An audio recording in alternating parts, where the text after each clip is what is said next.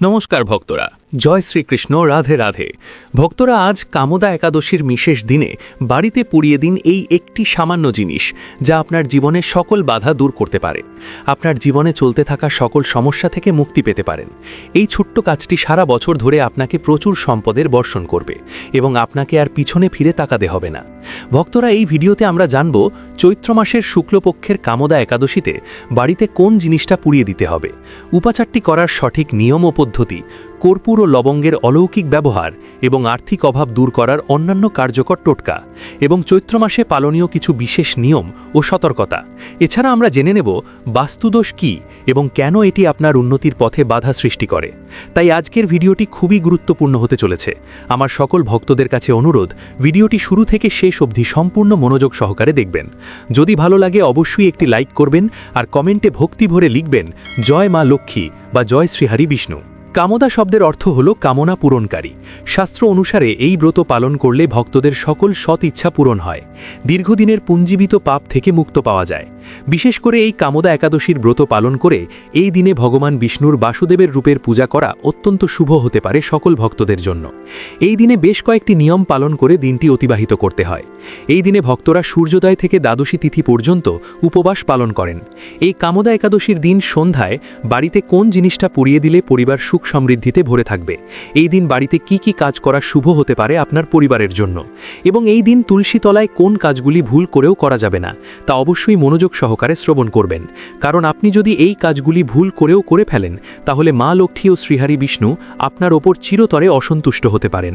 ফলে ঘরে নেমে আসতে পারে দারিদ্র্য ও অভাব। হিন্দু ধর্মাবলম্বীদের কাছে একাদশীর ব্রত পালন একটি অত্যন্ত গুরুত্বপূর্ণ, পবিত্র ও আধ্যাত্মিক সাধনা। সারা বছরে মোট 24টি একাদশী আসে, যার মধ্যে চৈত্র মাসের শুক্লপক্ষের একাদশীটি কামদা একাদশী নামে পরিচিত। সনাতন ধর্মে একাদশীকে অত্যন্ত পবিত্র ও পুণ্যময় বলে মনে করা হয়। সারা বছর ধরে আসা সমস্ত একাদশীরই নিজস্ব বিশেষ তাৎপর্য রয়েছে, কিন্তু চৈত্র মাসের শুক্লপক্ষে পড়া একাদশী, যা কামদা একাদশী নামে পরিচিত, তাকে বিশেষভাবে ফলপ্রসূ বলে মনে করা হয়। এই একাদশী হল হিন্দু নববর্ষের প্রথম একাদশী, যা ভক্তদের আধ্যাত্মিক উন্নতি এবং তাদের মনোবাঞ্ছা পূরণের সুযোগ করে দেয়। বিশ্বাস করা হয়েছে এই পবিত্র দিনে বিশ্বাস ও ভক্তির সাথে ভগবান বিষ্ণুর আরাধনা করলে জীবনের পাপ বিনাশ হয় এবং সুখ সমৃদ্ধি ও মানসিক শান্তি লাভ হয়। সনাতন ধর্ম ও জ্যোতিষশাস্ত্রে চৈত্র মাসকে অত্যন্ত পবিত্র একটি মাস হিসাবে গণ্য করা হয়। এই মাসে গ্রহ নক্ষত্রের অবস্থা এবং বিশেষ কিছু তান্ত্রিক ও আধ্যাত্মিক উপাচার আমাদের জীবনে আমূল পরিবর্তন আনতে পারে। বাস্তু হলো আপনার বসবাসের স্থান। যদি আপনার ঘরের বাস্তু ঠিক না থাকে, তবে আপনি যতই পরিশ্রম করুন না কেন, সাফল্যের দেখা পাওয়া কঠিন হয়ে পড়ে। বাস্তুদোষ থাকলে পরিবারে অশান্তি, রোগ ব্যাধি এবং অহেতুক অর্থের অপচয় ঘটে। অনেক সময় দেখা যায় কোনো কারণ ছাড়াই হাতে পাকা থাকছে না বা ব্যবসায় মন্দা দেখা দিচ্ছে। চৈত্র মাসের এই বিশেষ তিথিতে করা উপাচার নেতিবাচক শক্তিকে ঘর থেকে চিরতরে বিদায় করতে সাহায্য করে।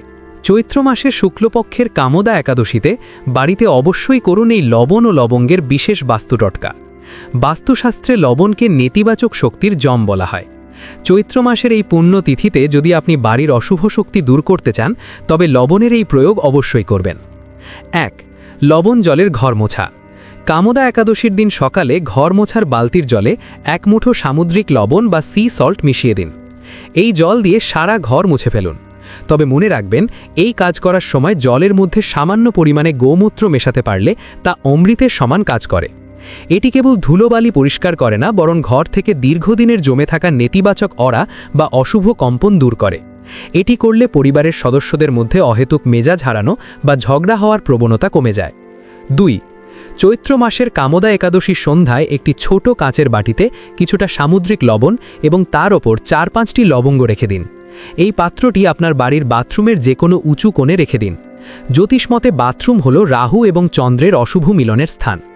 লবণের এই উপস্থিতি সেই দোষ কাটিয়ে দেয় এবং এর ফলে আপনার উপার্জিত অর্থ হুটহাট অপ্রয়োজনীয় কাজে ব্যয় হওয়া বন্ধ হয়। প্রতি 15 দিন অন্তর এই লবণ পরিবর্তন করে দেবেন। 3. দক্ষিণ পূর্ব কোণের অর্থাৎ অগ্নিকোণের অগ্নিশোধন। বাস্তুশাস্ত্রে দক্ষিণ পূর্ব দিক হল শুক্রের স্থান এবং আগুনের অধিপতি। যদি আপনার রান্নাঘর ভুল দিকে থাকে বা এই কোণে কোনো বাস্তুদোষ থাকে, তবে এই পুণ্যতিথিতে একটি বিশেষ প্রদীপ জ্বালানো অত্যন্ত জরুরি। একটি মাটির প্রদীপে সর্ষের তেল দিন এবং তাতে কালো তিল মিশিয়ে দিন। এই প্রদীপটি আপনার বাড়ির দক্ষিণ পূর্ব কোণে রাখুন। কারণ এই কোণটি আর্থিক প্রবাহ এবং স্বাস্থ্যের সাথে সরাসরি যুক্ত। চৈত্র মাসের এই বিশেষ দিনে এখানে প্রদীপ জ্বালালে ঘরের মহিলাদের স্বাস্থ্য ভালো থাকে এবং টাকা আসার নতুন নতুন উৎস তৈরি হয়। বিশেষ করে যারা ব্যবসায়িক মন্দার মধ্যে দিয়ে যাচ্ছেন তাদের জন্য এটি একটি মহা ঔষধ। চলুন বন্ধুরা, আপনাদের আর বেশি সময় নেব না। আপনারা যদি ভিডিওটি লাইক না করে থাকেন অবশ্যই একটি লাইক করে দিন। দেখুন, এত গুরুত্বপূর্ণ ভিডিও আমি কাদের জন্য নিয়ে আসি? শুধুই আপনাদের জন্য। তবুও আপনারা ভিডিওতে লাইক করেন না। আজকে আমি আশা রাখছি আপনারা ভিডিওটি অবশ্যই লাইক করবেন। আমার বিশ্বাস ভাঙবেন না বন্ধুর। এখনই ভিডিওটি লাইক করে দিন। তাহলে চলুন ফিরে আসা যাক মূল টপিকে। এখন আলোচনা করা যাক সেই বিশেষ উপাচারটি নিয়ে যা আপনার জীবনের মোড় ঘুরিয়ে দিতে পারে। চৈত্র মাসের কামদা একাদশীর সন্ধ্যাবেলা যখন দিন ও রাত্রের মিলন হয়, সেই সময়টি হলো অত্যন্ত গুরুত্বপূর্ণ।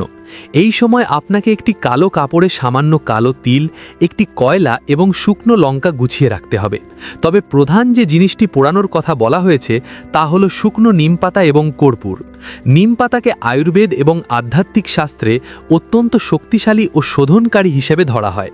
নিমপাতার ধোঁয়া ঘরে নেতিবাচক শক্তির বিনাশ ঘটায় এবং বাতাসের অশুভ তরঙ্গগুলিকে ধ্বংস করে। উপাচারটি করার সঠিক পদ্ধতি: কামদা একাদশীর দিন সূর্যাস্তের পর হাত পা ধুয়ে পরিষ্কার হয়ে নিন। একটি মাটির পাত্র বা ধুনুচি নিন, তাতে কিছু নিম পাতা এবং 2টি লবঙ্গ রাখুন। তার ওপর সামান্য কর্পূর দিন। এবার শান্ত মনে আপনার ইষ্টদেবতা এবং শনিদেবের নাম স্মরণ করুন। ঘরের সমস্ত দরজা জানলা বন্ধ করে এই মিশ্রণটি জ্বালিয়ে দিন।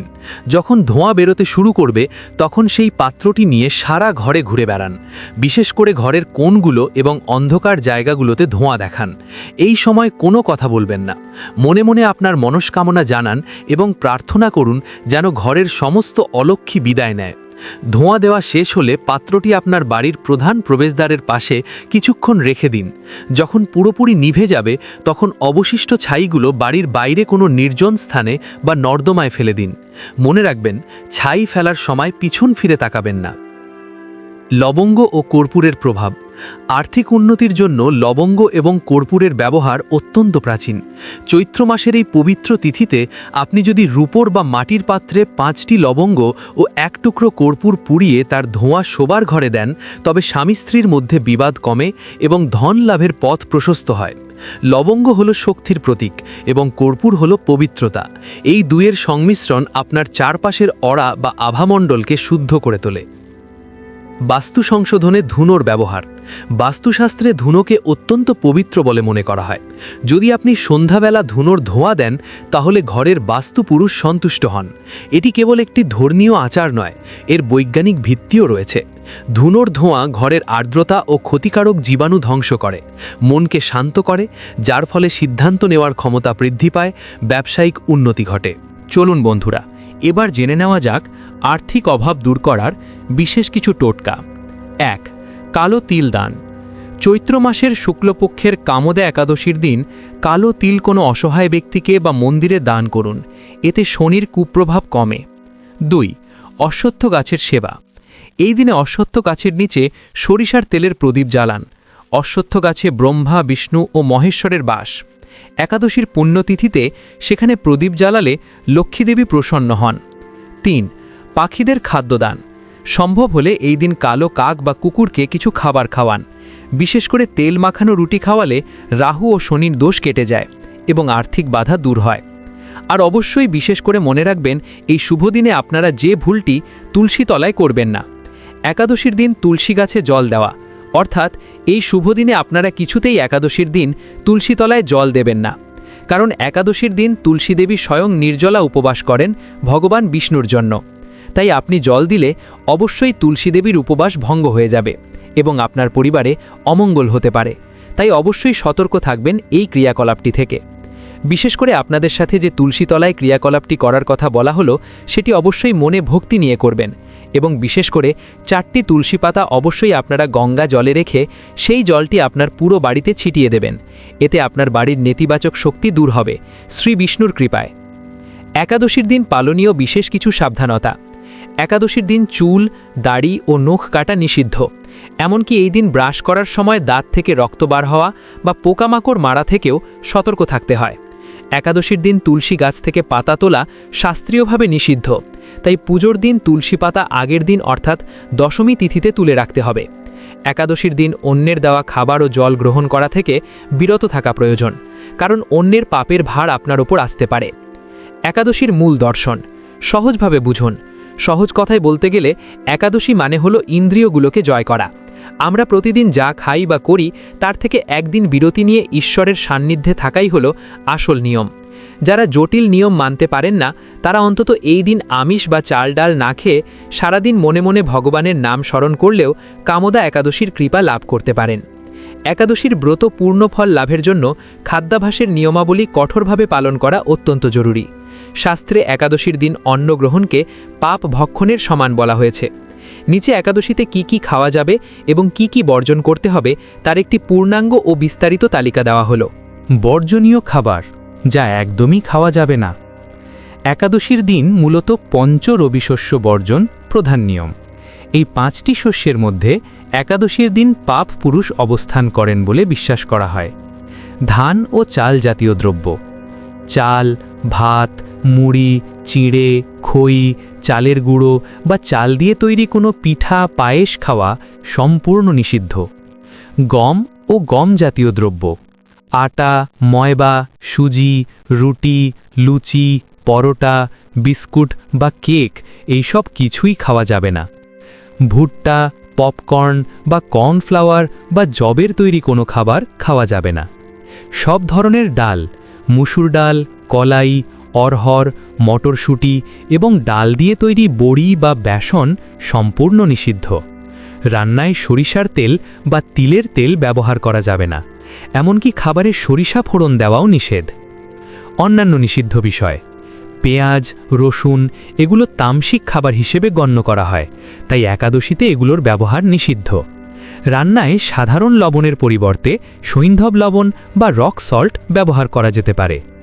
আমিষ আহার, মাছ, মাংস, ডিম তো বটেই, এমনকি মধু গ্রহণ করাও শাস্ত্রে নিষিদ্ধ বলা হয়েছে। চৈত্র মাসের শুক্লপক্ষের কামদা একাদশীর দিন ভুলেও করবেন না এই 5টি কাজ।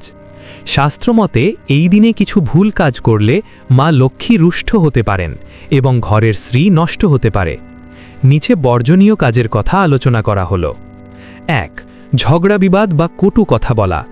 লক্ষ্মীবার শান্তি ও ধৈর্যের দিন। এই দিনে বাড়ির সদস্যদের মধ্যে কোনো রকম ঝগড়া, চিৎকার বা একে অপরকে কটু কথা বলা একেবারেই উচিত নয়। যেই ঘরে অশান্তি থাকে মা লক্ষ্মী সেই ঘর ত্যাগ করে, তাই এই দিন শান্ত থাকতে হবে এবং সবার সাথে নম্র ব্যবহার করতে হবে। 2. বাড়ি থেকে চাল বা টাকা ধার দেওয়া। এই দিন ঘর থেকে কাউকে চাল, টাকা বা মূল্যবান কোনো বস্তু ধার দেওয়া নিষিদ্ধ। মনে করা হয় এই দিন ঘর থেকে লক্ষ্মী বা সমৃদ্ধি অন্যকে দিয়ে দিলে নিজের শ্রী কমে যায়। বিশেষ করে সূর্যাস্তের পর কাউকে কোনো কিছু দেওয়া থেকে বিরত থাকুন। 3. চুল বা নখ কাটা এবং ক্ষৌরকর্ম। সনাতন রীতি অনুযায়ী একাদশীর দিন চুল কাটা, নখ কাটা বা দাড়ি কাটা অশুভ বলে গণ্য করা হয়। মনে করা হয় এই কাজগুলো করলে আয়ু এবং ঐশ্বর্য হ্রাস পায়। 4. আমিষ আহার গ্রহণ। কামদা একাদশীর দিন সম্পূর্ণ নিরামিষ আহার গ্রহণ করা উচিত। পেঁয়াজ, রসুন বা আমিষ খাবার এই দিন বর্জনীয়। শুদ্ধ চিত্রে সাত্ত্বিক আহারের মাধ্যমে দেহের এবং মনের পবিত্রতা বজায় রাখা জরুরি। নেশাজাতীয় দ্রব্য ও ধূমপান থেকে এই দিন দূরে থাকা উচিত। 5. ঘর অন্ধকার রাখা এবং অবেলায় ঘুমানো। একাদশীর সন্ধ্যায় ঘর অন্ধকার রাখা অত্যন্ত অশুভ। সন্ধ্যার সময় প্রতিটি ঘরে প্রদীপ বা আলো জ্বালিয়ে দিতে হবে। এছাড়া দিনের বেলা বা সূর্যাস্তের সময় ঘুমানো উচিত নয়। অলসতা ও অন্ধকার দারিদ্রতার প্রতীক, যা মা লক্ষ্মী অপছন্দ করে। বিশ্বাস ও নিষ্ঠা হল যে কোনো আধ্যাত্মিক কর্মের মূল ভিত্তি। আপনি যদি সম্পূর্ণ ভক্তি ভরে এবং গোপনীয়তা বজায় রেখে এই কাজগুলি করতে পারেন, তাহলে আপনার জীবনের অনেক জটিল সমস্যার সমাধান হয়ে যাবে। অর্থকষ্ট দূর হবে এবং পরিবারের সুখ শান্তি ফিরে আসবে। বাস্তু নেতিবাচক শক্তির প্রভাব কেটে গিয়ে ইতিবাচক শক্তির সঞ্চার হবে, যা আপনাকে সাফল্যের শিখরে নিয়ে যাবে। প্রিয় বন্ধুরা, ভিডিওটি দেখে যদি ভালো লাগে এবং উপকৃত হয়ে থাকেন তাহলে অবশ্যই একটি লাইক করবেন এবং আমাদের চ্যানেলটি সাবস্ক্রাইব করে পাশে থাকা বেল বাটনটি অন করে রাখবেন। এতে আমরা নতুন ভিডিও বানানোর জন্য অনুপ্রেরণা পাই। আমার সকল দর্শক বন্ধুদের ওপর ভগবানের কৃপা বর্ষিত হোক। ধন্যবাদ।